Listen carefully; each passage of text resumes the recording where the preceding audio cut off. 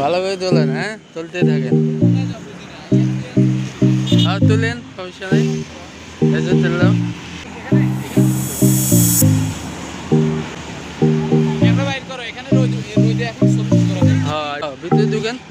এখানে আগে দুটো ছবি তুলি না, ঢুকুন তো ভিতরে।